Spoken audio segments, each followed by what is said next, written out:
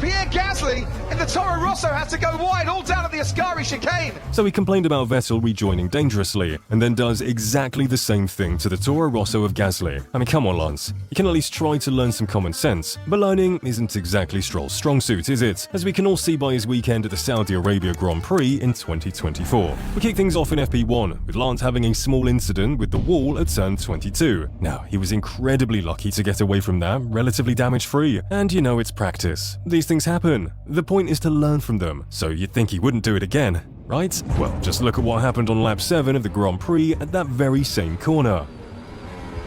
Oh gosh! Off the road and into the wall. A heavy one at turn 23. Lance Stroll into the barriers and out of the race.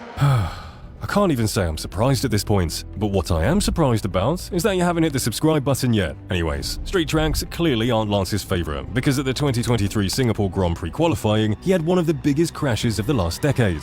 Throughout the entirety of 2023, Alonso had been absolutely dominating Stroll, out-qualifying him, outscoring him, and bagging more podiums than Lance could dream of. And clearly by the time Singapore had rolled around, Lance was seriously feeling the pressure. He'd looked pretty uncomfortable in the car throughout the practice sessions, but nobody, and I mean nobody, could have predicted what would happen in the first qualifying session. He was clearly pushing beyond his talents, and as he approached the final corner, his lap took a dramatic turn. Big crash on board with Lance Stroll. He was trying to wring the neck of the speed there, and he finds the barrier. All things considered, I'm glad Lance could walk away from a crash that serious. But man, that mistake completely ruined his team's weekend, costing millions in damages and preventing him from racing on Sunday. And if that ruined his team's weekend, I can't imagine how they felt at the 2020 Imola Grand Prix. It was the closing stages of the race, and Lance came into the pits. Now, this should have been a straightforward stop, but Lance doesn't really do straightforward, does he? Instead, he completely overshot his pit box, slamming into